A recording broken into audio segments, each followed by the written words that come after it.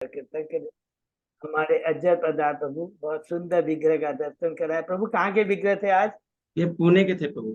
हरि बोल। बहुत सुंदर विग्रह का दर्शन करा। सभी भक्तों को धन्यवाद कीर्तन में भाग लेने के लिए। अभी हम लोग मंगलाचरण करते हैं। ओम अज्ञान तिमिरांधस्य ज्ञानांजन शलाकया चक्षुरुन्मीलितं येन तस्मै श्री गुरुवे नमः। श्री चैतन्य मनोभीष्टं स्थापितं येन भूतले स्वयं रूप कदा मह्यं ददाति स्वपदान्तिकं।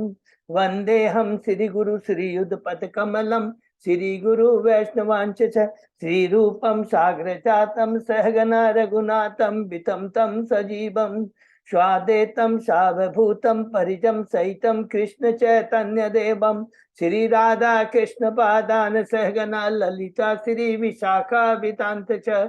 नम ओम विष्णुपादाय कृष्ण पृष्ठाय भूतले श्रीमते भक्ति वेदांत स्वामिन इति नामिने। नमस्ते सारस्वती देवे गौरवाणी प्रचारिणे निर्विशेष शून्यवादी पाश्चात देश तारिणे वांछा कल्पतरुभ्य से कृपा सिंधुभ्य एव च पतितानां पावनेभ्यो वैष्णवेभ्यो नमो नमः। नमो महावदान्याय कृष्ण प्रेम प्रदायते कृष्णाय कृष्ण चैतन्य नामने गौरत्मिषे नमः। हे कृष्ण करुणा सिंधु दीन बंधु जगतपते गोपेश गोपिका कांत राधा कांत नमस्तुते।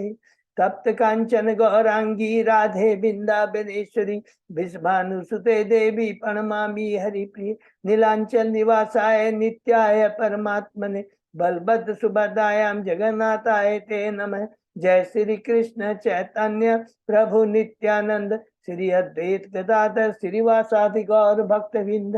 मुखम करोति वाचालम पंगु लंघेगिं यत्कृपातमहं वन्दे श्री गुरुमदीनतारिणं परमानंद माधवम श्री चैतन्येश्वरम।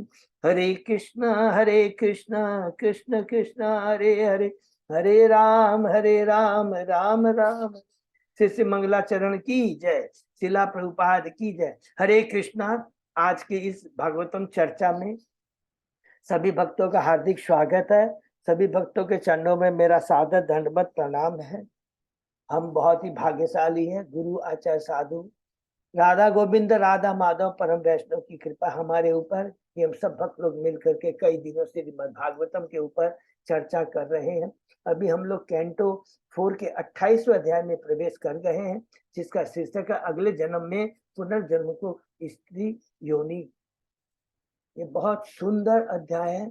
उसके पहले हम लोगों ने 27 अध्याय कैंटो 4 के कंप्लीट किए। उसको हम लोग दोहराते हैं बहुत ही संक्षेप में। पहले अध्याय में स्वयंभू मनु की पुत्रियों की वंशावली के बारे में, देवहूति, आकुति, प्रसूति।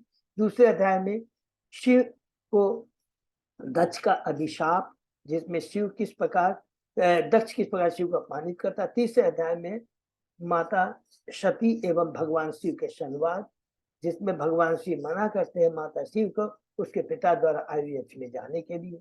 चौथा अध्याय में माता सती का देह त्याग, किस प्रकार वो अपने पिता के यज्ञ स्थल में भगवान शिव को ग्लोरीफाई करते, गुणों का ग्लोरिफिकेशन कर करके अपने देह को अपनी योग शक्ति चक्र उत्पन्न करती है और अपने देह को त्याग देती है।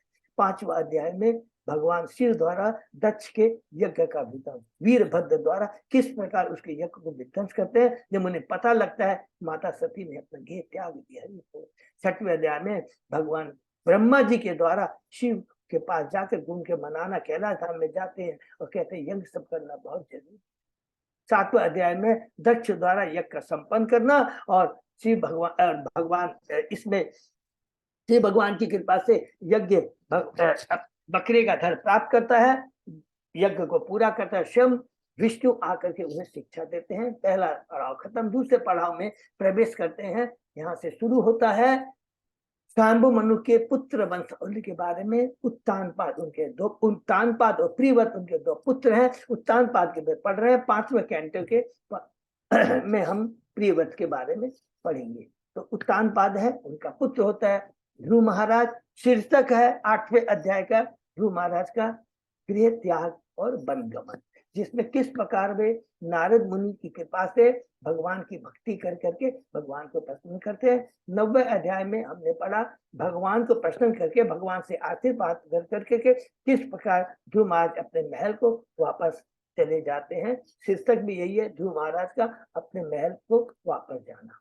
10वें अध्याय का शीर्षक है यक्षों के संग ध्रुव महाराज का युद्ध। जब 90वें अध्याय में हमने पढ़ा कि जब उत्तानपाद देखते कि मेरा पुत्र ध्रुव राजसिंहासन पर बैठने योग्य हो जाता है तो वो राजमहल को छोड़ करके जंगल को चले जाते हैं।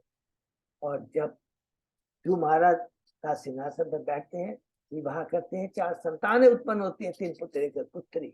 और जब उन्हें पता लगता है कि यक्षों ने उनके चचेरे भाई उत्तम को मार दिया तो उसके साथ अलकापुरी में जाकर के युद्ध करते हैं। 11वें अध्याय में प्रवेश करते हैं। शांभु मनु की ध्रुव महाराज को सलाह की किस प्रकार जब ध्रुव महाराज थोड़ा भ्रमित हो जाते हैं और क्रोध के बस में आकर करके अंधुना यक्षों को मारना शुरू करते हैं तो शांभु मनु आगे शिक्षा देते हैं, इस क्रोध की अग्नि को त्यागो, ये रजोगुण से उत्पन्न क्रोध है, इसको त्यागो। और इसको त्यागने के लिए एकमात्र राम बाण है, भगवान के नाम गुणगान का समन कीर्तन, हरि बोल, हरे कृष्णा हरि बोल। हम लोग 12वें अध्याय में प्रवेश करते हैं। शीर्षक है ध्रुव महाराज का भगवान के बैकुंठ लोक का गमन। किस प्रकार ध्रुव महाराज अपने अंत समय में बद्रिकाश्रम चले जाते हैं, भगवान की अनन्य भक्ति करते हैं, भक्ति करके भगवान के बैकुंठ लोक को प्राप्त करते हैं। तीसरे पड़ाव में प्रवेश करते हैं जो अध्याय 13 से शुरू होता है, ध्रुव महाराज के वंशावली का वर्णन, जिसमें हमने पढ़ा जब ध्रुव महाराज बैकुंठ लोक पर चले जाते हैं, उनका छोटा पुत्र बड़ा पुत्र मना कर देता है, छोटा पुत्र बस राजसिंहासन पर बैठता है और उसकी वंशावली में एक महान राजा अंग आते हैं, भगवान के परम भक्त होते हैं, लेकिन दुर्भाग्यवश उनका जो पुत्र बैन होता है बड़ा ही अधर्मी नास्तिक होता है और उस दुख में वो घर को छोड़ करके चले जाते हैं। 14 अध्याय में प्रवेश करते हैं। राजा बैन की कथा। राजा अंग के जंगल चले जाने के बाद में ऋषियों ने अंग को राजसिंहासन पर बैठाया, लेकिन उसने सारे धार्मिक कार्य राजा बनते बंद कर देते हैं। क्रोध में आकर करके अपने ओंकार से ऋषि उसे मार देते हैं और अंत उसके 100 की जांघों का वो जब मंथन करते हैं तो एक निषाद जाति उत्पन्न होती है, जो कि सारे बैन के शरीर में जितने भी अवगुण थे जो उसे अपनी माता सुनीता से मिले, क्योंकि वो मृत्यु की पूर्ति थी, सारे उसमें आ जाते हैं। 15वें अध्याय में प्रवेश करते हैं। पृथु महाराज की उत्पत्ति प्रकट और उनका ग्लोरिफिकेशन, उनका अभिषेक, राज्य अभिषेक होता है कि जब ऋषि लोग बैन के बाहों का मंथन करते हैं तो एक कपल उत्पन्न होता है, पृथु एवं अर्थी, और उसका उनका पृथु महाराज का बहुत सुंदर ग्लोरिफिकेशन होता है, लेकिन वो ग्लोरिफिकेशन करने से मना कर देते हैं। तो तुरंत हम 16 अध्याय में प्रवेश करते हैं। बंदी जनों द्वारा पृथु महाराज की प्रशंसा, कि किस प्रकार बंदी जन पृथु महाराज की प्रशंसा करते हैं और कहते हैं कि आप तो स्वयं भगवान के सकता वेशतार है। ब्रह्मा जी ने इसकी पुष्टि की है, शास्त्रों ने इसकी पुष्टि की, और आपका जो ग्लोरिफिकेशन है शास्त्र अनुमोदित है। आप पृथ्वी का दोहन करेंगे, पृथ्वी को समतल करेंगे, 100 अश्वमेघ यज्ञ करेंगे, चतुष्कुमारों में सनत कुमार से ज्ञान प्राप्त करेंगे और अंत में प्रजा को 3 तापों से मुक्त कर देंगे। 17वें अध्याय में प्रवेश करते हैं। शीर्षक है ध्रुव महाराज का पृथ्वी पर कुपित होना। हमने पढ़ा कितना सुंदर शिक्षा है कि जब पृथ्वी ये सोचती है कि मैं ही अपने जीवों का भरण पोषण कर रही हूँ, अन्न दे कर करके, फल फूल दे करके, पृथ्वी महाराज कहते हैं ये तुम्हारा भ्रम है, ये भौतिकता का प्रभाव है, ये 3 गुणों का प्रभाव में तू सोचती मैं करने वाला तो एकमात्र कृष्ण है, मैं अपनी योग शक्ति से प्रजा का पालन। ये बहुत सुंदर शिक्षा है। 18वें अध्याय में प्रवेश करते हैं। पृथ्वी महाराज का पृथ्वी का दोहन करते हैं। कितना सुंदर हमने पढ़ा है कि पूरे ब्रह्मांड से अलग अलग लोग आकर किस प्रकार पृथ्वी का दोहन करते हैं और किसके बाद में पृथ्वी को समतल करते हैं और ग्राम और शहरों की बड़ी सुंदर ढंग से वो योजना बनाते हैं। 19वें अध्याय में प्रवेश करते हैं। पृथ्वी महाराज के 100 अश्वमेघ यज्ञ, जिसमें हमने पढ़ा कि इंद्र ईर्ष्यावश जब पृथ्वी महाराज 100वें अश्वमेघ में पहुंच जाते हैं तो उसमें बाधा डालता है। पृथ्वी महाराज क्रोधित होते हैं। ऋषि कहते हैं आपको क्रोध करने की दरकार नहीं है, हम अपने मंत्रों की शक्ति से, योग शक्ति से इंद्र को आह्वान कर करके और उसकी बलि दे देंगे। तुरंत ब्रह्मा जी आते हैं, ये गलत है, दोनों ब्रह्म भक्त हो, भगवान की ऐसा कोई कार्य न करे जो आने वाली प्रजा को एक गलत शिक्षा मिले। तुरंत कहते बंद कर देते हैं। 20वें अध्याय में प्रवेश करते हैं। पृथु महाराज के यज्ञ स्थल में भगवान विष्णु का प्राकट्य, और भगवान विष्णु भी यही पृथु को कहते हैं, आप तो परम भक्त है। भगवान के परम भक्त से ये आशा नहीं की जाती कि वो माया के प्रभाव में आकर के कोई गलत कार्य करे। कहते हैं पृथु तुम मुझसे वर मांगो। पृथु महाराज एक ही वर मांगते हैं, 10 लाख कान मुझे दीजिए, जिसे आपके भगवान के शुद्ध भक्त के मुखारबिंद से आपके नाम को लाऊंगा, समझ कीर्तन शुरू करूं। आप तो पिता है, जानता पिता जानता पुत्र को क्या चीज की दरकार हो। हरि बोल। 21वें अध्याय में प्रवेश करते, बहुत ही सुंदर है, जिसमें पृथु महाराज का उपदेश होता है अपने नागरिकों को कि एक ही चीज कहते हैं कि जो वर्णाश्रम धर्म में वेदों में जो कुछ भी लिखा गया है उसका एकमात्र उद्देश्य हमें भूलना नहीं चाहिए।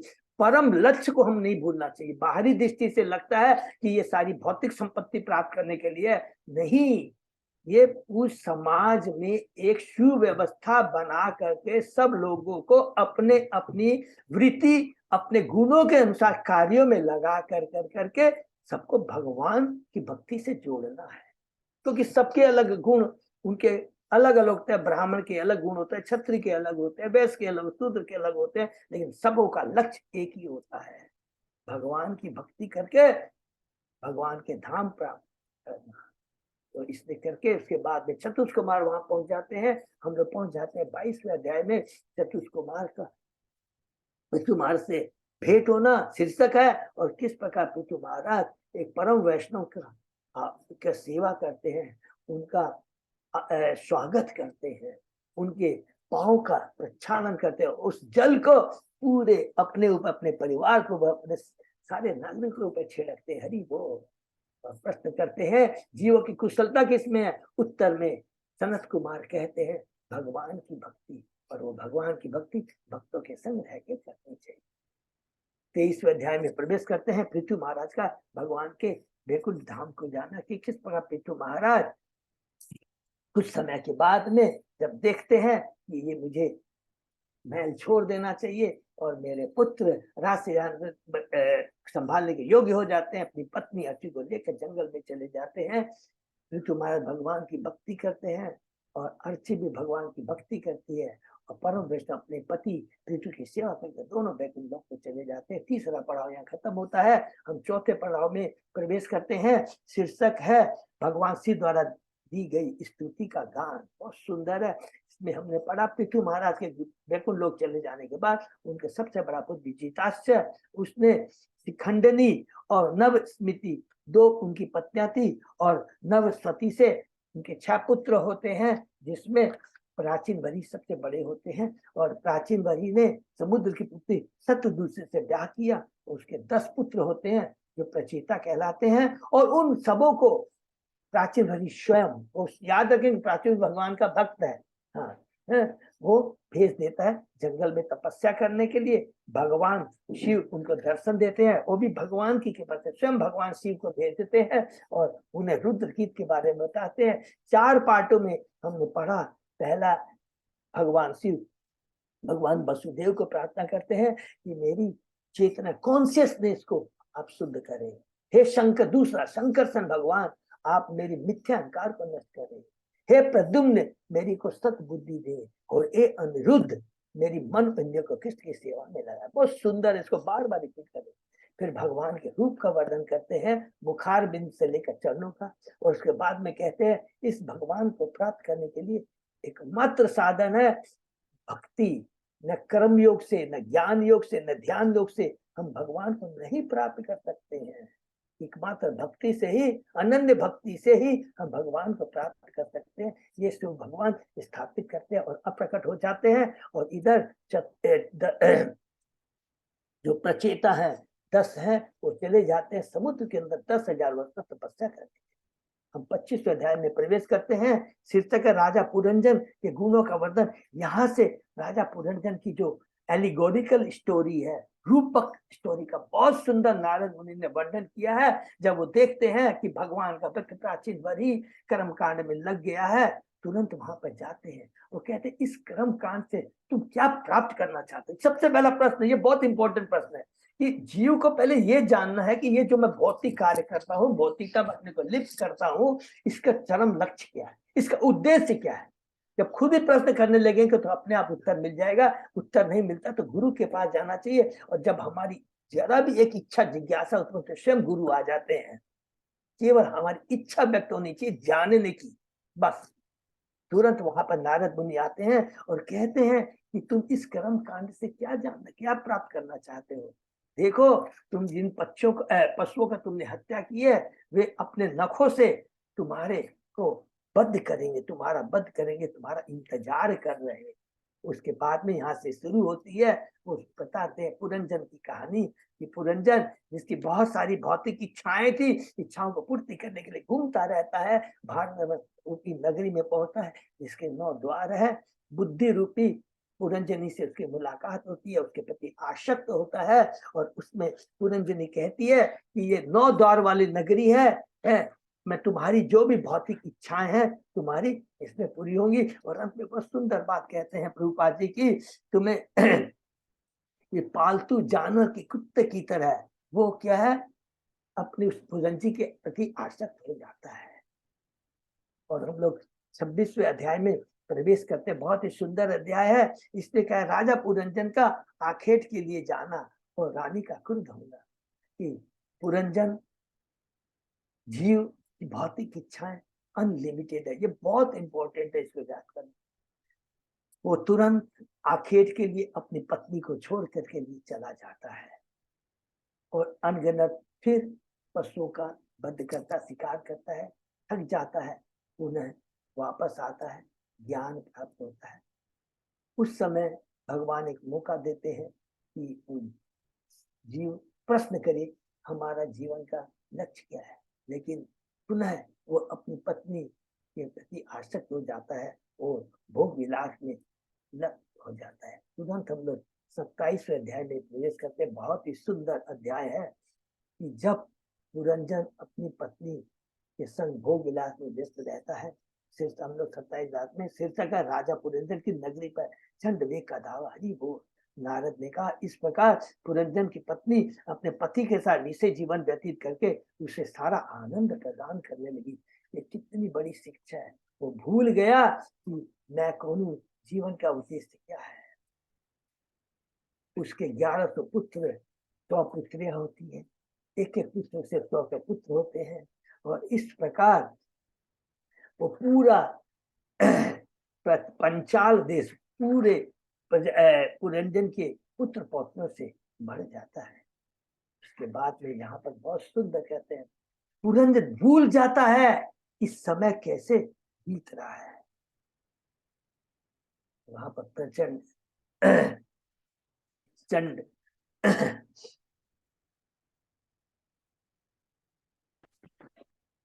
क्या नाम है, चंड बेग। चंड बेग काल का उसके ऊपर भूल जाता है, आक्रमण होता है। उसके सैनिक हैं 360 गंधर्व और 360 गंधर्वी। भूल जाता कि एक एक पल उसका कैसे बीत रहा है। प्रभुपाद जी कहते हैं कि मनुष्य 1 लाखों डॉलर करके भी अपना बीता हुआ मनुष्य समय को वापस ला नहीं सकता है। धीरे धीरे धीरे धीरे कर भोग विलास में व्यस्त होता है। और उसके बाद में हमने पढ़ा कि काल कन्या चंडवेग 360 गंधर्व 360 गंधर्वी उसके धीरे धीरे आयु को क्षीण करना शुरू कर देते हैं और वो अपनी भोग विलास में मस्त रहता है। और उसके बाद में काल कन्या बुढ़ापा आ जाता है और वो नारद जी के पास जाती है। यहाँ पर शिक्षा क्या नारद जी के पास जाने का, कि जो भगवान के परम भक्त होते हैं, परम वैष्णव होते हैं, वो कभी बूढ़े नहीं होते हैं। एग्जाम्पल हमने किसका था, कृष्णदास के विराट गोस्वामी का। ये एग्जाम्पल याद रखेंगे, केवल इस मात्र एग्जाम्पल से हमारा इतना मनोबल बढ़ेगा। जो 90 साल की उम्र में उन्होंने चेतन चरित लिखना शुरू किया था और ऐसा सुंदर शास्त्र लिखा है जिसमें उन्होंने पूरा जो तत्व ज्ञान, जिसको पता तत्व ज्ञान किया है, कृष्ण तत्व ज्ञान चेतन चरितामृत किया है। तो कहते बूढ़ा नहीं होता, लेकिन जो भौतिकता में लिप्त होता है वो बूढ़ा हो जाता है। और जब काल कन्या अर्थात बुढ़ापा आ जाता है तो यवन राज भय, बुढ़ापे के संग भय आ जाता है।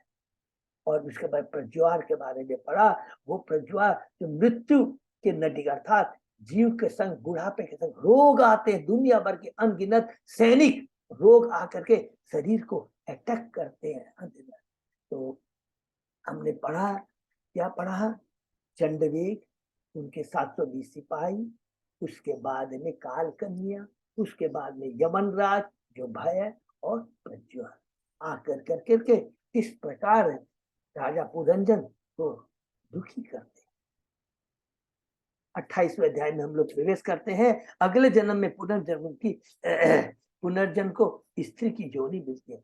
नारद मुनि कहते हे राजा, प्राचीन वेद तत्पश्चात यवनराज प्रज्वार काल कन्या तथा अपने सैनिकों से सारे संसार में विचरण करने लग गया। इस प्रकार इस भयंकर सैनिकों ने एक बार पुरंजन नगरी पर बड़े वेग से आक्रमण कर दिया। जब काल कन्या के शरीर पर ने आक्रमण किया तो यवन राज को घातक सैनिक विभिन्न द्वारों के नगरी में घुस गए, जिसको हमको मालूम है विभिन्न नगरी कौन है, जो हमारे शरीर के अंदर में अलग अलग जो द्वार है, 2 आंख, 9 द्वार है, 2 आंख, 2 कान, 2 नाक, 1 मुंह, 1 गुदा, 1 सिर, बहुत सुंदर, सारे शिथिल हो जाते हैं। काल कन्या बुढ़ापा पुरंजन का आलिंगन करने से धीरे धीरे पुरंजन का सारा शरीर सौंदर्य जाता रहा। पहला चीज, बुढ़ापा आने से जिसके प्रति हम लोग आसक्त होते हैं वो जाता रहता है। अत्यधिक विषयासक्त होने से उसकी बुद्धि भ्रष्ट हो गई। ये दूसरा एग्जाम्पल है, बहुत सुंदर बात कहते हैं। जितना हम भौतिक यंग एज में यौवन अवस्था में भोग करेंगे उसका उल्टा बुरा असर होगा। क्या क्या होगा? बुद्धि भ्रष्ट हो जाएगी, याददाश्त कम हो जाएगी, मनोबल कम हो जाएगा। और जब ऐसा होता है हमारा सारा ऐश्वर्य जाता रहता है। और इस प्रकार गंधर्व यवनों ने उसे बलपूर्वक जीत लिया। तब राजा पुरंजन ने देखा कि उसकी नगरी अर्थात उसका पूरा शरीर अस्त व्यस्त हो गया है। हरि बोल। उसके फिर सुनेंगे क्या पढ़ा हमने, उसके पुत्र पौत्र नौकर तथा मंत्री क्रमशः उसके विरोधी बनते जा रहे हैं। इतना ही नहीं, और उस श्लोक में बहुत इंपॉर्टेंट बात क्या है, उसने यह भी देखा कि उसकी पत्नी जिसके प्रति वो बहुत आसक्त था वो उसके प्रति बहुत आसक्त थी, इसने सुनकर प्रतिकूल हो रही है। तो बात कहते हैं मनुष्य जीवन बहुत दुर्लभ है। अगर उसका हम सदुपयोग नहीं करते हैं तो वो कृपण कहलाता है। कृपण वह है जो भगवान के द्वारा दिया गया इतना दुर्लभ मनुष्य शरीर का सदुपयोग नहीं करता है। जिस प्रकार एक आदमी के पास धन है लेकिन उसका सदुपयोग नहीं करता है, उसी प्रकार वो कृपण कहलाता है। उसी प्रकार अगर मनुष्य योनि जो कि बहुत दुर्लभ उसका हम सदुपयोग नहीं करते हैं तो हम कृपण कहलाएंगे। क्योंकि इंद्रिय तृप्ति के कारण जीवन भ्रष्ट हो जाता है। फिर कहते हैं काल कन्या के प्रभाव के कारण विषय भोग की सारी चीजें बासी पड़ गई। हरि बोल। सब कुछ विषय भोग है, पूरी उसके पास में सब कुछ है, लेकिन बासी पड़ गई। क्यों बासी पड़ गई? कि हमारी इंद्रियां 9 द्वार जो हमने पढ़े सब शिथिल पड़ जाते हैं। दांत से चबा नहीं सकते हैं, आंख से ठीक से देख नहीं सकते हैं, कान से सुन नहीं सकते हैं। कितनी बड़ी बात। वह कभी अभी भी अपनी पत्नी तथा, देखिए कितनी बढ़कर कि पुरंजन जब जीव भौतिकता में फंस जाता है तो उसमें लिखा प्रभुपाद जी ने जीवन का लक्ष्य भूल जाता। उस समय भी उसको जीवन का लक्ष्य नहीं मालूम पड़ता है, क्योंकि शुरू से उसने भोग विलास किया है। वह अभी भी अपनी पत्नी तथा बच्चों के प्रति अत्यंत स्नेहशील और उनके पालन के संबंध में चिंतित है। हरि बोल। देखिए पुत्र पुत्री पत्नियां उसके विरोधी हो रहे हैं, लेकिन फिर भी उसकी आसक्ति उसमें बनी हुई है। लास्ट जो श्लोक हमने पढ़ा उसमें 2 मिनट समय देंगे। राजा पुरंज की नगरी गंधर्व तथा यवन सैनिकों द्वारा परास्त हो गई। और यद्यपि राजा इस नगरी का त्याग करना नहीं चाहता था, मनुष्य त्याग करना नहीं चाहता है, किंतु परिस्थितिवश उसे ऐसा करना पड़ा। जीव का शरीर छोड़ना पड़ता है क्योंकि काल कन्या बुढ़ापा ने उसे कुचल दिया था। प्रभुपाद जी बहुत बड़ी शिक्षा देते हैं इस श्लोक में। प्रत्येक जीव अपने कर्म के अनुसार विशेष प्रकार का शरीर प्राप्त करता है, जो ब्रह्मा से लेकर करके मल में रहने वाले कीड़े चुच्च तक को का हो सकता है हमारे कर्मों के अनुसार। यह शरीर, ये जो शरीर है, भौतिक शरीर है, कलेश का आगार है, दुखों का आगार है, किंतु वह इसे छोड़ने के लिए तैयार नहीं होता, भले ही वह शरीर कीड़े या सुअर का हो। अगर आज हमको बोला जाए कि सुअर को बोला जाए कि तुम ये शरीर त्याग दो, तुम्हें मनुष्य का शरीर दूंगा, नहीं राजी होगा। उसकी तो बात छोड़िए, मनुष्य में भी जो चेतना होती है, मनुष्य को बोला जाए कि तुम ये शरीर को त्याग दो, शरीर को भगवान के धाम पहुंचा दूंगा, वो राजी नहीं होगा। शरीर के प्रति इतनी आसक्ति होती। दूसरे शब्दों में, जीव चाहे जैसी स्थिति में हो, शरीर को त्याग नहीं चाहता, किंतु उसे छोड़ना ही पड़ेगा, क्योंकि भौतिक शरीर शाश्वत नहीं है। जो ही मनुष्य को भौतिक देह प्राप्त होता है, उसके पालन के लिए अनेक कष्ट उठाने पड़ते हैं। देखिए, भगवान ने हमें सातम सच्चिदानंद है, लेकिन उसको छोड़कर भौतिक शरीर प्राप्त करते हैं, और जैसे ही भौतिक शरीर प्राप्त करता है, उसको मेंटेन करने के लिए हमें बहुत परिश्रम करना पड़ता है, और उसके बाद भी वो रहता नहीं है। समय आने पर बूढ़े हो जाते हैं और तुरंत हमें दूसरे शरीर को धारण करना पड़ता है। दुर्भाग्यवश मनुष्य को आत्मा के इस देहांतर के विषय में ज्ञान ही नहीं है। वह इस वर्तमान शरीर से चिपका रहना चाहता है, भले ही वह व्यर्थ का ही क्यों ना हो, कष्टदायक क्यों ना हो। जीव अपने सच्चिदानंद स्वरूप को प्राप्त करने में ही चकता है। अतः इस संसार में सबसे बड़ा कल्याण कार्य जीव को यह बताना है कि वह कौन है, भगवान कौन है, भगवान से उसका क्या संबंध है, वास्तविक उसका धाम का है, और उसे पुनः कैसे प्राप्त किया जा सकता है, भगवान से पुनः अपना खोया संबंध कैसे प्राप्त किया जा सकता है, और किस प्रकार भगवान के धाम में जाकर के दिव्य शाश्वत आनंद की हम अनुभूति कर सकते हैं, प्राप्त कर सकते हैं। यही सबसे बड़ा कल्याण कार्य है। अतः हमें कृष्ण भक्त आंदोलन को अग्रसर बनाना होगा। जो कृष्ण भक्त है, जो भगवान की भक्ति में है, वह इस अशाश्वत शरीर को त्यागने से जरा भी भयभीत नहीं रहता, क्योंकि वह जानता है कि वह भगवान का शाश्वत अंश है, और ये तो भौतिक शरीर है, ये तो हमारी गलत डिसीजन है। हम अपने को प्रोटेक्टर, कंट्रोलर, मेंटेनर बनना चाहते हैं, इसलिए भगवान ने हमने अपनी अल्प स्वतंत्रता का दुरुपयोग किया है। उसका ये कुफल है कि हमें ये भौतिक शरीर मिला। इसलिए कभी भी भक्त इसके लिए घबराता नहीं है कि मुझे भौतिक शरीर छोड़ना पड़ेगा, बल्कि तो ये सोचता है कि इस भौतिक शरीर का भगवान की सेवा में कैसे लगाया जा सकता। भक्त सदैव मुक्त आनंद रहते हैं, जबकि सकाम कर्मीजन इस शरीर, इस जर्जर भौतिक देह को छोड़ने में अत्यधिक भयभीत बने रहते हैं। तनी बोल, यहाँ तक हमने पढ़ा, उसके आगे हम लोग आज शुरू करते हैं। ओम नमो भगवते वासुदेवाय, ओम नमो भगवते वासुदेवाय, ओम नमो भगवते वासुदेवाय। नारायण नमस्कृत नरम चैव नरोत्तमं देवी सरस्वती व्यासं ततो जयम् उदीरयेत्। नष्टायतु अभद्रेषु नित्यं भागवत सेवया, भगवती उत्तम श्लोके भक्ति भवति नैष्ठी। कृष्णाय वासुदेवाय देवकी नंदनाय च नंद गोप गोपालाय गोविंदाय नमो नमः। आराध्यो भगवान ब्रजेश तनय ततधाम वृंदावनम रमया काचित उपासना व्रजवधूवर्गेण्य कल्पिता। श्रीमद्भागवतम प्रमाणम अमलम प्रेमा पुमर्थो महान। श्री चैतन्य महाप्रभो मतमिदं तत आदरो न पर। हरे कृष्ण कृष्ण कृष्ण हरे हरे, हरे राम राम 58 श्लोक नंबर 11। अजय पौधा बाबू ठीक है? हाँ प्रभु जी। ओके, हम लोग शुरू करते हैं। पुरंजन शरीर छोड़ने के बाद हमने पढ़ा शुरू के पहले दूसरे श्लोक में, मृत्यु के समय जैसी हमारी चेतना रहती है, उसी के समय यम यम वापी स्मरण भाव, इसको एकदम याद रखेंगे। हाँ, और उसके बाद में क्या पुरंजन की अवस्था होती है हम पढ़ते हैं। भय नामनो अग्रजो भ्राता प्रज्वा प्रत्युपस्थित तदा नाम भ्रातु प्रिय चिकित्सया।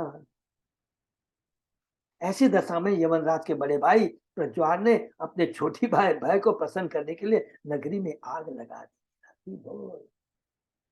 प्रज्वार 107 डिग्री का बुखार जिसमें जीव की मनुष्य की मृत्यु हो जाती है, जो हमने पढ़ा।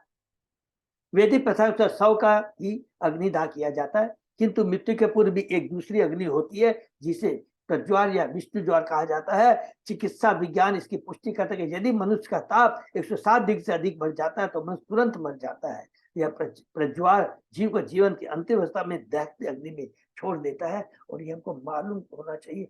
उस समय बताते हैं कि मृत्यु माने शरीर छोड़ते में कितना कष्ट होता है। हमने पढ़ा 10,000 बिच्छू का जो डंक होता है उसके समान वैसा कष्ट होता है। कितना कष्टदायक होता है शरीर छोड़ना। लेकिन ये याद रखें, हमें घबराना नहीं है, ये भक्तों के लिए एप्लीकेबल नहीं है, ये सकाम कर्मी के लिए है, गृह मेदियों के लिए। तस्याम संग्री मानायाम शपोर परिच्छद कौटुंबिक कुटुंबिन्या उपातपयत सान्वय। जब सारी नगरी जलने लगी तो सारे नागरिक तथा राजा के नौकर, उसके परिवार के सदस्य, पुत्र पौत्र पत्नियां तथा अन्य संबंधी अग्नि की चपेट में आ गए। इस प्रकार राजा पुरंजन अत्यंत दुखी हुआ। हरि बोल। तो यहाँ पर जो ये बताया है ना, परिवार पुत्र, उनके बारे में था, नॉट वो पुत्र पुत्रियां, क्योंकि वो अलग अलग जो हमारी सेवा करते हैं, जो हमारे काम आते हैं। क्या है, शरीर के अनेक भाग होते हैं जिन्हें यहाँ पर अलंकारिक ढंग से पुत्र पौत्र नागरिक तथा नौकर चाकर कहा गया है। जब शरीर पर विष्णु ज्वार का आक्रमण होता है तो इतना ताप होता है कि मनुष्य को मूर्छा आ जाती है। इसका क्या कि शरीर में इतनी पीड़ा होती है कि व्यक्ति मूर्छित हो जाता है, उसे इस बात का पता ही नहीं चलता कि उसके शरीर में क्या हो रहा है। जितने भी उसके पुत्र पौत्र, आंख नाक कान मुंह जीभ गुदा, सब क्या हो जाते हैं, वो दुखी हो जाते हैं, अग्नि के चपेट में आ जाते हैं, काल के चपेट में आ जाते हैं। निसंदेह मृत्यु के समय इतना परवश हो जाता है कि न चाहते उसे अपना शरीर त्याग करके दूसरे शरीर में प्रवेश करना पड़ता है। भगवत गीता में कहा गया कि मनुष्य भले वैज्ञानिक प्रकृति के बल पर अपने रहने की स्थिति में अस्थायी रूप से सुधार कर ले, किंतु वह जन्म मृत्यु जन्म व्याधि रोग तथा मृत्यु के कष्ट को दूर नहीं कर सकता। ये सब प्रकृति के माध्यम से सिर्फ भगवान के वश में है। मूर्ख इस सीधी सी बात को नहीं समझ सकता। आजकल लोग समुद्र के गर्भ में पेट्रोलियम की खोज कर रहे हैं, उन्हें भविष्य की चिंता है, किंतु वे जन्म जरा रोग तथा मृत्यु की स्थितियों को सुधारने का प्रयास नहीं करते। प्लीज इसको अंडरलाइन कर देंगे। हमको जो वास्तविक अपनी स्थिति सुधारनी है उस पर ध्यान नहीं देते हैं, उन चीजों पर ध्यान देते हैं जो कि टेम्परेरी है। और हमको जितनी आवश्यकता भगवान ने दी रखी है, फिर भी हम और के लिए अपना ये बहुमूल्य समय व्यर्थ करते रहते हैं। इस प्रकार ज्ञानी पुरुष अपने भविष्य के विषय में कुछ भी न जानने के कारण अपने सारे कार्यों में परास्त होता रहता है। इसको भी अंडरलाइन कर लेंगे। इस प्रकार अज्ञानी पुरुष अपने भविष्य के विषय में कुछ भी न जानने के कारण अपने सारे कार्यों में परास्त होता रहता है। हम जो कुछ भी प्राप्त करते हैं वो हमारे पास नहीं रहता है। हर चीज हमें धोखा देते हुए एक एक करके छोड़ती चली जाएगी। लेकिन जीवन का क्या लक्ष्य है उसके बारे में हम अज्ञानी हैं, और भविष्य का एक्चुअली क्या उद्देश्य है, जीवन का परम लक्ष्य क्या है, उसको हम नहीं जानते। यवनो उपरुदय आयतनो ग्रस्तयाम काल कनयया पुर्याम प्रज्वाल संसृष्ट पूर्व पालो अन्य तप्तय तप यत। जब नगरी की रखवाली करने वाले सर्प ने देखा कि नागरिकों पर, माने सांस ने देखा है, हमारे प्राण ने देखा कि नागरिकों पर काल कन्या का आक्रमण हो रहा है। नागरिकों माने सारे हमारे जितने भी, जो हमारे सिर के अंदर जितने भी द्वार है, सब कुछ उस पर आक्रमण हो रहा है। तो यह देखकर अत्यंत संतप्त हुआ कि यवनों ने आक्रमण करके उसके घर में आग लगा दी है, घर रूपी इस शरीर में आग लगा दी है।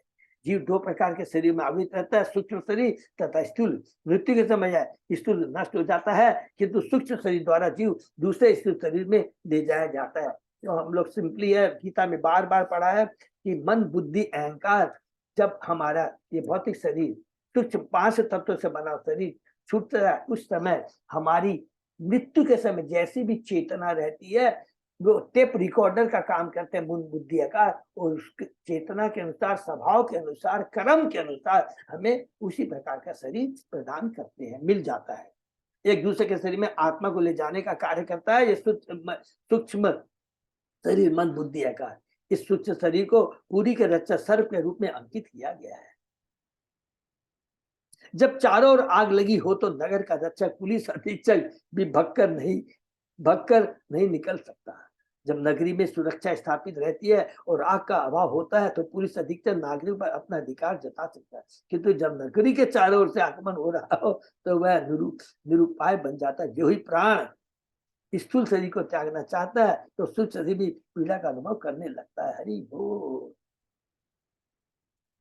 न से केस अभी तुम तत्र पृच्छे पुरु वे पतु गंतुम इच्छत ततो वृक्ष कोटरात इव स अनलात। जिस प्रकार जंगल में अग्नि लगने पर वृक्ष के कोटन में, बहुत सुंदर है, वृक्ष के कोटन में रहने वाला सर्प उस वृक्ष को छोड़ना चाहता है, उसी प्रकार वह नगर अधीक्षक सर्प भी अग्नि के प्रचंड ताप के कारण नगरी छोड़ने के लिए इच्छुक हो उठा। जंगल में अग्नि लगने पर सर्पों के लिए जंगल छोड़ पाना कठिन हो जाता है। अन्य पशु तो अपने पांव के बल से भग जाते हैं, किंतु बेचारे सांप रेत कर चलने के कारण प्राय अग्नि में जल जाते हैं। अंतिम अवस्था में शरीर के अंत अंग उतने प्रभावित नहीं होते जितना कि प्राण। हरि बोल। बहुत सुंदर बात। प्राण। हरे कृष्णा प्रभु जी, हाँ इसमें माता जी। लिखा है सूक्ष्म शरीर भी पीड़ा का अनुभव करने लगता है। तो सूक्ष्म शरीर में तो चेतना होती नहीं है, तो पीड़ा का कैसे अनुभव करता है? है माता जी। सूक्ष्म शरीर पीड़ा का अनुभव करता है तो उसमें चेतना तो होती नहीं है, तो पीड़ा का अनुभव कैसे करता है? माता जी, सूक्ष्म शरीर किसको लेके जाता है? आत्मा को। हाँ, तो यहाँ आत्मा को लेके जाता है। हाँ। तो आत्मा को लेके जाता है तो उसी के लिए लिखा हुआ है।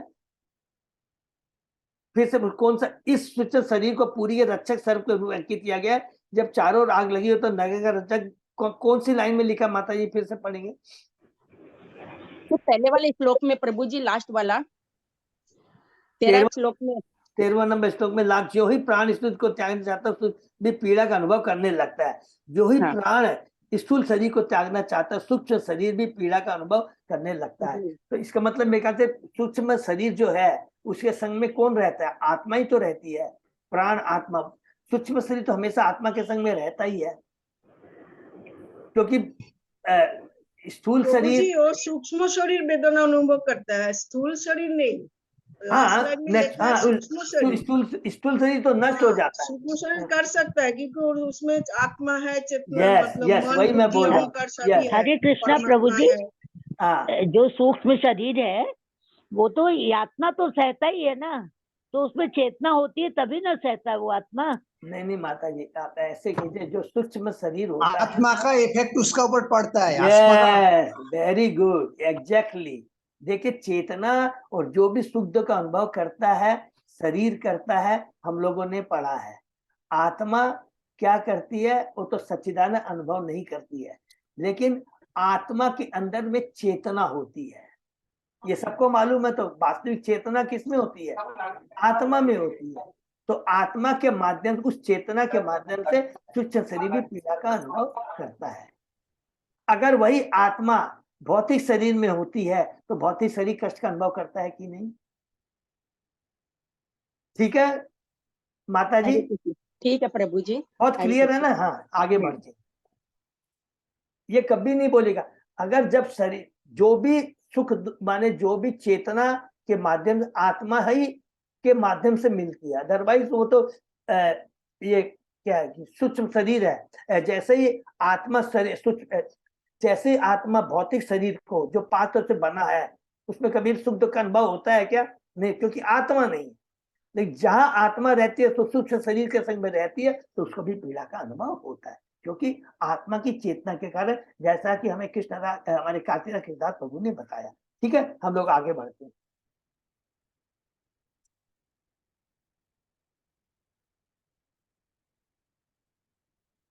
तिथिल अवयही गंधर्वो हृत पौरुष यवनो अरिभी राजन उपरुद्धो रुरोध।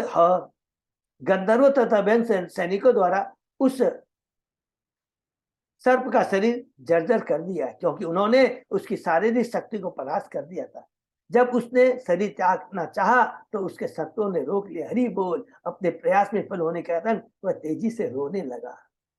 कितनी बढ़िया बात। जीवन की अंतिम अवस्था में रोग के प्रभाव से शरीर के विभिन्न द्वार रुद्ध हो जाते हैं, जिससे जीव अपने कष्ट को व्यक्त नहीं कर पाता और उसके चारों ओर खड़े रहने वाले संबंधी गुर की आवाज सुनते हैं। राजा कुलेश्वर ने अपने मुकुंद माला श्लोक में ये कहा, बहुत इंपॉर्टेंट श्लोक है, इसको हम लोग याद रखें। कृष्ण तदीय पंकज जब पंकज पंजरांतम अद्येव विशतु मानस राजहंस प्राण प्रयाण समय कफवात पित्ते कंठ अवरोध विदो स्मरण कुत सते। हरि बोल। हे कृष्ण, मुझे जल्दी मृत्यु दो, जिससे मेरा मन रूपी हंस आपके चरण कमलों की नाल में घिर जाए, अन्यथा मेरी अंतिम श्वास के समय जब मेरा गला रुद्ध हो जाएगा तो मैं आपके विषय में सोच नहीं पाऊंगा। हंस को पानी के भीतर डुबकी मारने तथा कमल नालों के बीच में घुसे रहने में बड़ा आनंद आता है। यह फंसना एक प्रकार का विलास है। यदि हम स्वस्थ रहते हुए भगवान, बहुत याद, यदि हम स्वस्थ रहते हुए भगवान के चरणकमलों का चिंतन करते हुए मरते हैं तो यह परम सौभाग्य है। बुढ़ापे में मृत्यु के समय गला कभी कभी कफ से रुद्ध हो जाता है या हवा से अवरुद्ध हो जाता है। ऐसी अवस्था में हरे कृष्ण महामंत्र का उच्चारण नहीं हो पाता। इस तरह मनुष्य कृष्ण को भूल जाता है। निसंदेह जो कृष्ण भक्ति में दृढ़ है वे जीवन के किसी भी अवस्था में, विशेष करके जब उन्हें मृत्यु की सूचना मिल जाती है, हरे कृष्ण मंत्र जपने में अभ्यस्त होते हैं। ये बहुत इंपॉर्टेंट लाइन, इसको अंडरलाइन कर लेंगे। ये किसके लिए लिखा गया है? कि जो भगवान के भक्त नहीं है, सोचते हैं बुढ़ापे में भक्ति करेंगे, बुढ़ापे में भक्ति करेंगे, लेकिन उस समय गला अवरुद्ध हो जाता है। ये होता है। तो ये हमारे कुलशेखर भगवान के बहुत परम भक्त हैं। हम बच्चियों को एक शिक्षा देते हैं, ये मूर्ख, अभी से ही भक्ति करना है। और जब भगवान का भक्त शुरू से ही भक्ति करता रहता है तो क्या होता है, अंत में भी जब उसको मृत्यु की सूचना मिलती है, घबराता नहीं है, भयभीत नहीं होता, न काल कन्या से, न चंड यमन राज से, न प्रज्वार से। हाँ, ये चीज याद हरे रखना। कृष्ण प्रभु, हाँ प्रभु। एक कुलशेखर का बड़े वो गीता में भी है, हाँ प्रभु, यस, 8 अध्याय में है। 8 अध्याय में। और बहुत प्रभु, ये आप पढ़ेंगे ना, मुकुंद माला स्रोत पढ़िए, बहुत जबरदस्त है उसमें, बहुत सुंदर है। समय मिलेगा तो उसको भी हम करेंगे। आंख से आंसू आ जाएंगे उसकी भक्ति देख करके। और इतना माना इंस्पायरिंग है एक कुलशेखर। थैंक यू बोल। दुहिरित पुत्र पुत्रांच जामी जामाति पार्षदान तत्व आस्विष्टम यत्किंचित गृह कोश परिच्छदम। जब राजा पुरंदर अपनी पुत्र बंधुओं, जामाता, नौकरों तथा अन्य पात्रों के साथ अपने घर के सारे साथ सामान तथा जो कुछ भी संचित धन था, उन सब के विषय में सोचने लगा। प्राय देखा गया कि जिन्हें देह से बहुत मोह होता है वे डॉक्टर से कुछ काल के लिए जीवन बढ़ा देने के लिए कहते हैं। यदि तथाकथित विज्ञानी ऑक्सीजन अन्य औषधियों के बल से रोगी की आयु कुछ मिनटों के लिए बढ़ा देते हैं तो वे इसे महान सफलता मानते हैं। यद्यपि रोगी को अंततः मरना पड़ता है, यह जीवन संघर्ष कहलाता है।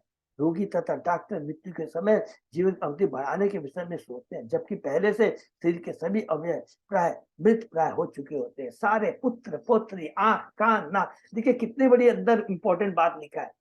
हम लोग कई बार ये चीज यहाँ पर सोचते हैं कि वेंटिलेटर पे या स्पेशल चीज कर करके हमें सांस मिलेगी, लेकिन सारे चीजें जितने भी हमारे अंग हैं, 9 द्वार है, वो तो शिथिल पड़ जाते हैं, कुछ भी नहीं होता। खाली हमको एक मेंटल सेटिस्फैक्शन मिलता है, सांसें चल रही है।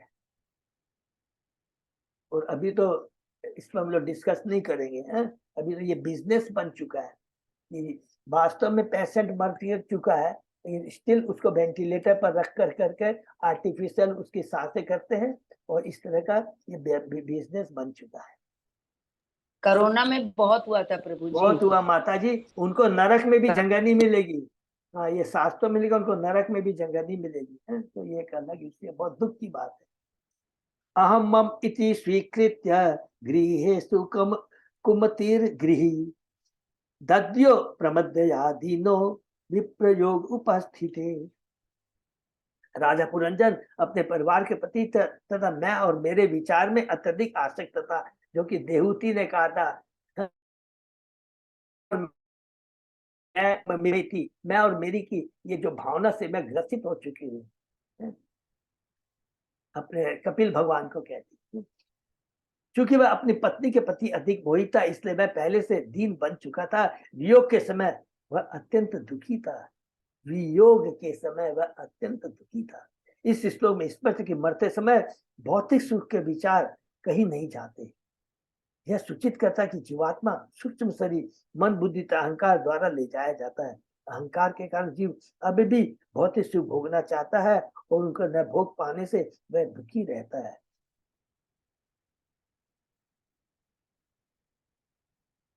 माता जी ये क्या नाम,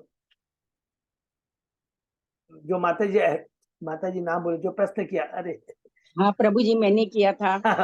माता जी ये इसको ठीक से पढ़ेंगे। अहंकार का जीव भी भौतिक सुख भोगना चाहता है, तो उनको न भोग पाने से वह दुखी रहता है। वह अपने अस्तित्व को बढ़ाने के लिए भौतिक चेतना योजना बनाता है और स्थूल शरीर त्यागने पर भी वह स्वच्छी द्वारा दूसरे स्थूल शरीर में ले जाया जाता है, क्योंकि स्थूल शरीर वो आत्मा को कैरी करता है। ठीक है सरोजनी रोहिणी माता जी, है उसको कैरी करता है। बहुत सिंपल है यार। सूक्ष्म शरीर का देहांतर इन आंखों से नहीं दिखता। अतः जब मनुष्य देह छोड़ता है तो हम सोचते हैं कि वह मर गया। सूक्ष्म शरीर भौतिक सुख की योजनाएं बनाता है, स्थूल शरीर तो उनको भोगने का साधन मात्र है। इस स्थूल देह की उपमा पत्नी से दी जा सकती है, क्योंकि पत्नी ही वह साधन है जो इंद्र तृप्ति की सारी सामग्री प्रस्तुत करती है। स्थूल शरीर से दीर्घकालीन संगति के कारण जीव को इससे फिर चढ़ते हुए दुख होता है। हरि बोल। सबको समझ में आ रहा ना? बहुत इजी है कि स्थूल शरीर जब तक आत्मा, देखिए जब तक आत्मा है, जहां आत्मा है वहां चेतना है, और उस चेतना के माध्यम से ही हम जो भौतिक शरीर है उसका सुख भोग का लाभ करते हैं, सुख का सोचते हैं। मन बुद्धि अहंकार सबको मालूम है, मन से हम सोचते हैं। मन भी, जैसे हमने अभी पढ़ा है, अनिरुद्ध मन और इंद्रियों के स्वामी है, कि हमारे उसको मन और इंद्रियों के भगवान, अभी पढ़ा है ना जो शिव भगवान के रुद्र गीत के अंदर में। तो शिव की मानसिक क्रियाशीलता उसे दूरदर्शी धारण करने के लिए बाध्य करती है। स्त्री संस्कृत भाषा का शब्द है जिसका अर्थ है विस्तार। स्त्री के माध्यम से मनुष्य पुत्र पुत्रियां पौत्र इत्यादि के रूप में अपना विस्तार करता है। मृत्यु के परिवार के सदस्य के प्रति जो अनुराग होता है वह प्रकट होता है। यह देखा जाता है कि मृत्यु के निकट मनुष्य अपने प्रिय पुत्र को बुलाकर उस पर अपनी पत्नी तथा अन्य साथ सामान की रक्षा का भार डाल देता है। वो कहता है, मेरे बेटे मैं जाने को बाध्य हूँ, तुम परिवार की देखभाल करना। तो अपने गंतव्य को न जानते हुए भी इस प्रकार कहता है। हरि बोल। उसको मालूम नहीं है वो कहाँ जाएगा क्या, लेकिन वो कहता है कि ये मेरे पिता, ये टेम्परेरी है। हमने भगवत गीता में भगवान ने हमें बताया है, हमारे इस भौतिक जगत में जो संबंध है वो तो टेम्परेरी है। वो किसके संबंध है? शरीर के संबंध है। लेकिन मेरे से तुम्हारा आत्मा का संबंध है। तू भी आत्मा है, सच्चिदानंद है, और मैं भी सच्चिदानंद हूँ। ममेवान से जीव लोके जीव उत्तम। और ये चीज बार बार रिपीट करेंगे, पढ़ेंगे, अपने मस्तिष्क में अपने हृदय में उतार लेंगे, तो कभी भी देखिए, एक कर्तव्य अलग चीज होता है और एक आसक्ति अलग चीज होती है। कर्तव्य करना बहुत जरूरी है। भगवान ने हमारे जितने भी पुत्र के रूप में पत्नी के जो संबंध स्थापित किए, जो कर्तव्य हमारे हैं, वो उसको हमको करना है, लेकिन मूल कर्तव्य को नहीं भूलना है। मूल कर्तव्य क्या है? लक्ष्य को नहीं भूलना है कि इन सबको भक्ति में लगाना है, खुद को भक्ति में लगाना है और सबका कल्याण करना है। ये मूल कर्तव्य है। रोटी कपड़ा मकान तो देना ठीक है, ये भौतिक दृष्टि से बिल्कुल सही है, और सबको अपने प्रार्थ के साथ में मिलना ही मिलना है। कभी कोई सोच दे, ये बहुत सुंदर सुंदर शिक्षा मिली, कभी हम सोचते हैं कि मैं पालन कर रहा हूं, मैं ये कर रहा हूं, ये कभी नहीं सोचना चाहिए। सब भगवान की कृपा से हो रहा है। लोकांतरम गतवती मयि अनाथ मयनाथा कुटुंबिनी वर्तिष्यते कथम तु एषा बालकान अनुशोचती। राजा पुरंजन अत्यंत चिंतित होकर सोचने लगा, हाय मेरी पत्नी इतने सारे बच्चों से परेशान होगी, हरि बोल, जब मैं यह शरीर छोड़ दूंगा तो यह किस प्रकार परिवार के सदस्यों का पालन करेगी। हाय वह परिवार पालन के विचार से अत्यधिक कष्ट पाएगी। देखिए कितनी बड़ी प्रभु यहाँ पर श्लोक में यह बात लिखी हुई है। अपनी पत्नी के विषय में इतने सारे विचार यह सूचित करता है कि राजा स्त्री के विचार में कितना निमग्न था। सामान्यतः पति प्रधान स्त्री अत्यंत आज्ञाकारी पत्नी होती है, इससे पति अपनी पत्नी अति आकृष्ट होता है और मृत्यु के समय अपनी पत्नी के विषय में बहुत अधिक सोच करता है। यह अत्यंत घातक स्थिति है। इसको अंडरलाइन करें, क्या लिखा है, यह अत्यंत घातक स्थिति है, जैसा कि पुरुषोत्तम के जीवन से स्पष्ट है।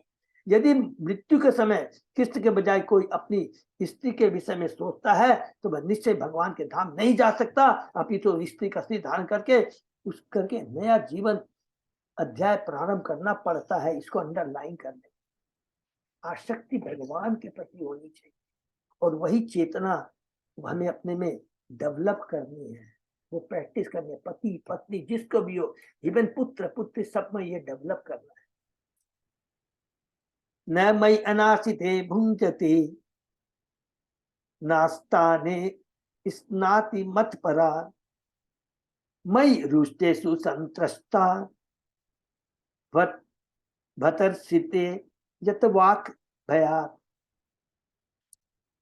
राजा पुरंजन अपनी पत्नी के साथ अपने पुराने व्यवहारों को सोचने लगा। उसे याद आया कि उसकी पत्नी तब तक भोजन नहीं करती थी जब तक वह स्वयं खा नहीं चुकता था। वह तब तक नहीं नहाती थी जब तक वह नहीं नहा लेता था और वह उस पर सदा इतनी अधिक अनुरक्त थी कि यदि वह कभी झिड़क देता था तो उस पर नाराज हो जाता था, तो वह मौन रहकर उसके दुर्व्यवहार को सह लेती थी। पत्नी अपने पति के प्रति सदैव विनम्र रहती है। विनम्रता, सदाचार तथा सेवा भाव पत्नी के ऐसे गुण हैं जिससे पति उसके प्रति अत्यंत भावुक रहता है। पारिवारिक जीवन में पति का पत्नी पर अनुरक्त रहना हितकर होता है, किंतु देखिए प्लीज इसको नोट कर लेंगे, किंतु आध्यात्मिक विकास के लिए ठीक नहीं होता। अतः घर घर में कृष्ण भक्ति की नींव पढ़नी चाहिए।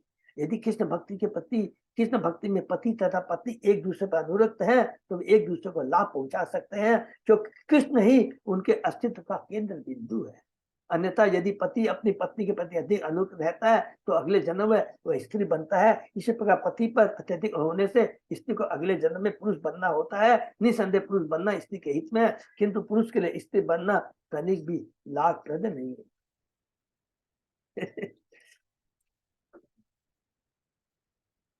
हरि बोल है।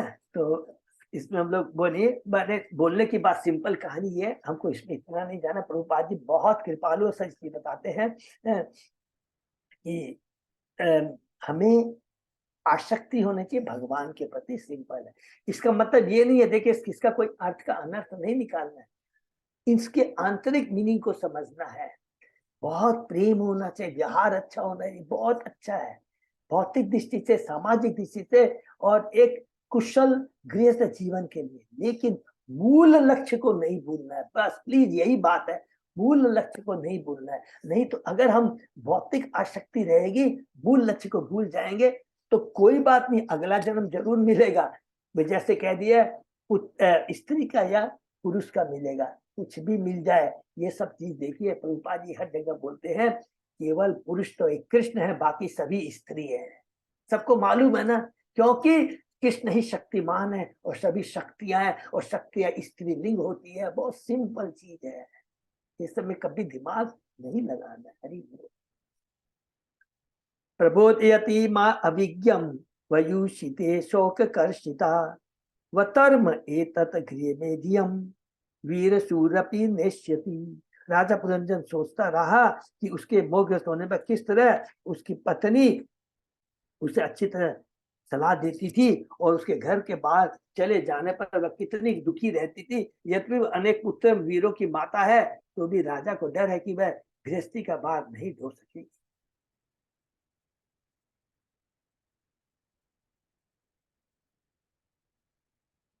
इसको हम लोग कंप्लीट करें अजय पोदार प्रभु, थोड़ा समय लगेगा।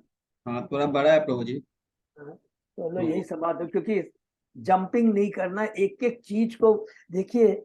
यही पर हम लोग समाप्त करते हैं, जस्ट रिपीट हाँ, करते इसको हैं। कल कर लेंगे। हाँ, कल करते हैं। बहुत ये हम लोग बार बार रिपीट इसलिए करते हैं, हम सब लोग स्टूडेंट हैं और ये बहुत बड़ी कृपा हम लोग करते हैं, और ये चीज को बार बार रिपीट करना है।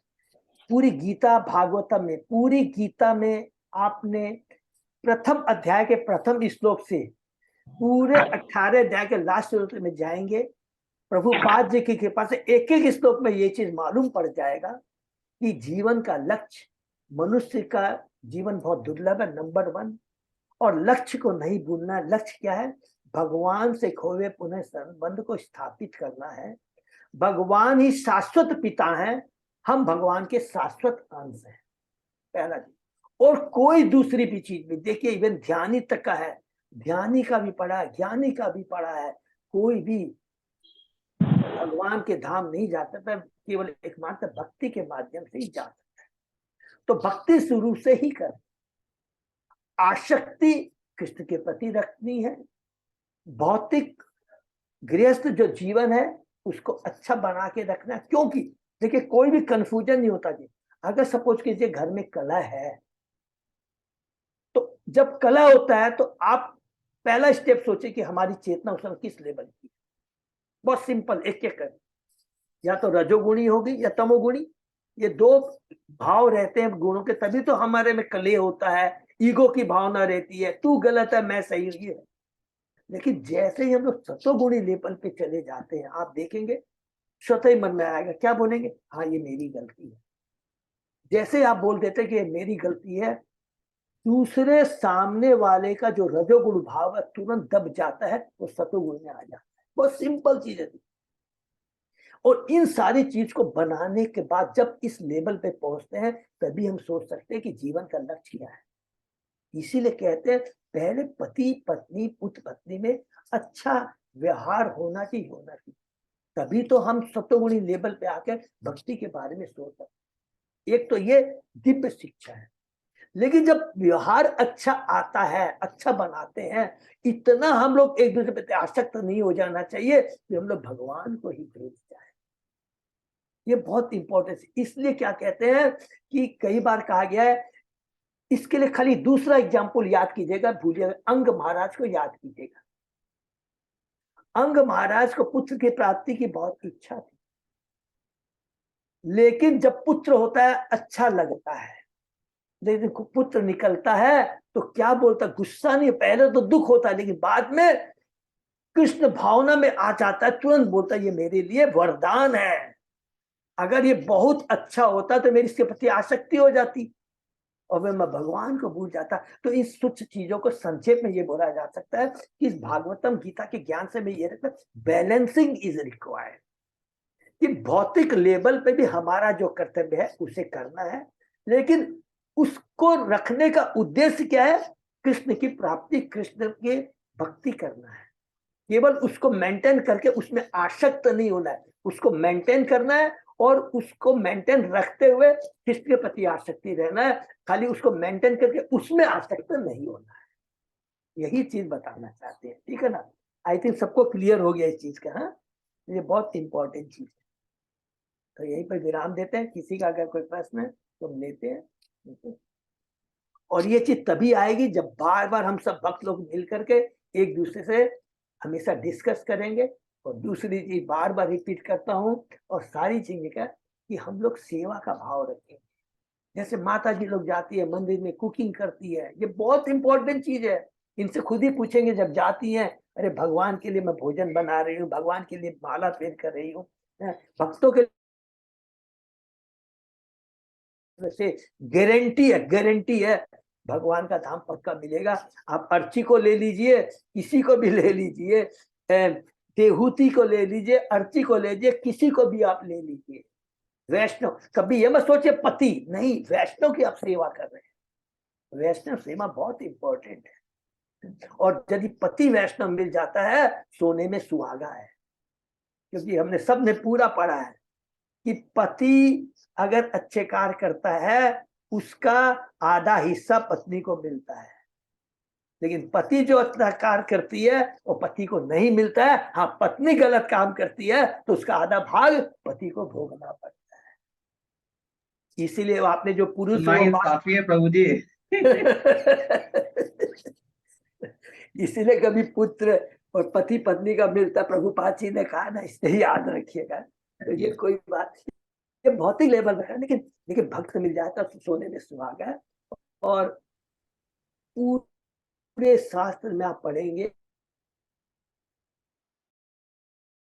पूरे घर को स्वर्ग बना सकती है और वही घर को नरक बना सकती है। सच बात है, बहुत ज्यादा वो पावरफुल होती है। भौतिक दृष्टि से भी आप नेपोलियन बोना किसी भी बड़े बड़े राजा को देख लीजिए,